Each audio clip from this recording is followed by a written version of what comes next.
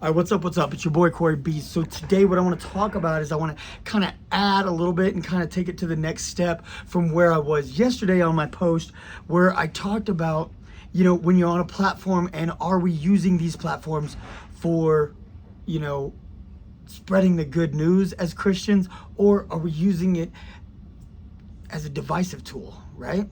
So ultimately, I want to just start off by prefacing this because I've heard, not only in public, I've literally, it's more of an anomaly to me that I hear it, ironically, on social media, that people talk about the negative effects and the negative aspects of social media, but then they're talking to me on social media. But the people who talk to me in person, I've got friends, I've got associates, acquaintances, even some family members who have this concept of social media that it's just this negative thing, right? We're being controlled by social media. We're being censored by social media. There's all this hate and animosity and tension and anger and just all this different stuff. And the truth of all of that is, let's wrap all that up and let's get to some realistic perspective. First of all, if it's not your platform, absolutely they have the right to censor you. Yes, that's a real thing. Let's just get that out of the way. The idea of free speech is the government being able to punish you for having spoken, and the government has no right to punish you for your speech. That's free speech. You have the right to walk out and say whatever you want, and the government can't hold it against you. But to say that you can walk up into somebody's business, they own it. They own the building. If you're saying things they don't like, they can ask you to please vacate their building. They have the right to just ask you to leave the building if they just don't like you. Also, if you walk up in someone's house and you start saying things they don't like, then they can absolutely do the same thing. They can say, please leave my house. I am a husband and a father. I'm a son, and you're saying a bunch of sexist things. A lot of women in my life, not cool with that. Please get out of my house. Hey, you're criticizing capitalism. I'm a capitalist. Please get out of my house. Hey, you're saying a lot of Jewish anti-Semitic comments, and I need you to get out of my house because I'm not a Jew. But if I was a Jew, that would be my right. Or even the fact that I'm not a Jew, but I just have a sensitivity about those things. It doesn't matter. And that's the thing, is people have the right to censor you in their own house or politely ask you to leave. Well, the thing is that's the same thing. If you own your house, you have the freedom to dictate how people behave in your home. If you own a building, you have the freedom to dictate how people behave in your building. If you own a platform, you have the freedom to say, stay off my platform, right? Okay, so now that we're past all that, the reality is lots of people have done it and they built their own platforms. Congratulations. There are several platforms who do not care. They do not censor you. They say, get out there and say whatever you want. And that's cool. But there are many that do. But the thing is to get back to my main point, which is we're talking about our faith and being able to put our Christian ministry out there and kind of spread the good news about God, right? The good news is the gospel. And the gospel is that Jesus came to save us, right? He saved us from damnation, right? I mean, he came to pay the price for our sins. Now, can we utilize these platforms to share that? Absolutely. And should you? Well, I would honestly say yes. I would honestly say that if you're going to utilize these tools, these social media platforms, that ultimately they should be an extension of who you are. Otherwise, what's the point? I mean, if you're using it as an extension of your business, if you're using it for business, then it should be an extension of what your business is, who your business is, how your business is defined, things like that. But if you're utilizing it for personal use, then it should be an extension of you. It's like, hey, I'm a man. Hey, I'm a father. I'm a son. I'm a brother. I'm a husband. I'm a son of God, right? So I'm perfectly... I wouldn't say I'm for it. I would say I'm an advocate. I'm definitely 100% all about people putting their personal identity out there, right? And people are like, well, you're pushing it upon other people. No, I'm not. Because anybody and everybody has their right to either follow me. They can even block me. Most platforms have a block feature. And you can block me just because you don't like me. You can block me because you're not a Christian. And you don't like the fact that I'm spreading the good news, right?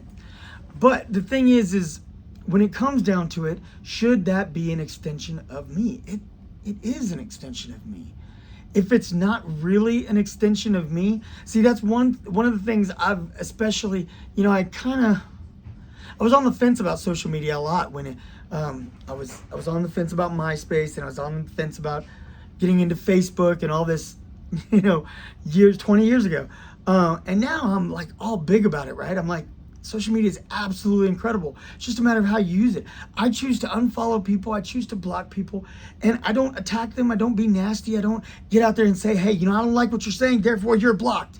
No, I just quietly block them. They don't even know. Who cares? People block me all the time. And I've been in a conversation, and then all of a sudden I would notice that someone I was talking to, all of a sudden I can't see their messages anymore. And I'm like, I guess they weren't interested in what I said. But I didn't take it to heart. I didn't get offended. I didn't get mad or upset or anything. I just let it be. That's the thing, is you got to take it. You got to remember to not take it personally, because it is social media. You are literally behind a keyboard. People have this idea, especially Mike Tyson, incredible quote by Mike Tyson. He said, people today are incredibly brave behind a keyboard because they don't know what it's like to take a punch to the mouth. Our generation knew what that was like. Our generation knew that if you said the wrong thing in middle school, you said the wrong thing in high school, you was in college, you was in your early 20s, you walked down the street, you was in a club, you was hanging out with your buddies at a party, you spouted off the wrong words, you might take a clock to the mouth. That was a gamble. Now, some people didn't care, and they would spill out, and then they would have people might just clock them, or they might just be like, you're lucky you're my boy because it didn't hit you, but you need to take a walk. You know what I mean? So it was just a different generation, it's a different time. Now it's kind of frowned upon, and maybe it's a good thing that people aren't going around punching each other anymore, but at the same time, there should be a little bit more of a balance. Maybe people shouldn't have been so quick to clock their friends in the face, but at the same time, people shouldn't be the way they are today. They're so comfortable just attacking someone because they think differently or they feel differently. It's like, I believe in this God, or I believe in that God, or I don't believe in any God, therefore how dare you, and I'm going to cuss you out. I've literally seen Christians, they claim to be Christians, and I think they stifle other people who are on the fence about Christianity because they get out there talking about how they are a Christian and yet use profanity in their posts. You're obviously not doing this in the name of God. If you are dropping F-bombs, I'm sorry. I'm not going to buy it. Neither are they. So, with all this being said, my point is, should you post about your faith on social media? That is a decision for you and you alone. That is a decision that you've got to make on your own. You should be comfortable posting if you want to. Do you have to disclose everything about yourself? Of course not. You don't have to get on there and start talking about this, that, and whatever. You don't have to talk about anything. You don't got to tell, you don't have to tell all these personal things. But people get on there and do that all the time. My favorite soda is this. My favorite topping on this is that. My favorite football team is it's like they've got my pizza topping, Sunday topping, favorite basketball team, favorite baseball player of all time. It's like they got all these different things that this is my personal info. That's not really personal info. That's just likes and dislikes. That's not really personal. But that's fine. If you don't really want to put what's personal out there, you don't want to put what makes you vulnerable out there on social media. There's a lot of people, there's even people who've got millions and millions of followers. There are famous celebrities who you could ask me if they're a Christian, and I honestly don't know. Whereas there are other people who, based on the things that they've said and done, and it's like, oh, maybe they're not a Christian, but then they come out, it's like, as a very loud Christian, and they're like, well, when I was doing this, it was just a job. And some people may frown upon that and say, how are you okay with doing that if you're a Christian? But that's their walk, not yours. I'm not condoning it. I'm just saying it's not for you to judge, because maybe at that time they weren't a Christian, and maybe they are now. Or maybe they just are able to compartmentalize those things. This is my job and this is my faith. And they have to come to terms with that with God. They have to, they meet their maker on their own terms, not based on what you think and believe. That's their walk and not yours. We need to stop being so critical and so judgmental, but like I said, most importantly, the key is should you utilize your social media to profess your faith? I think the answer is yes. But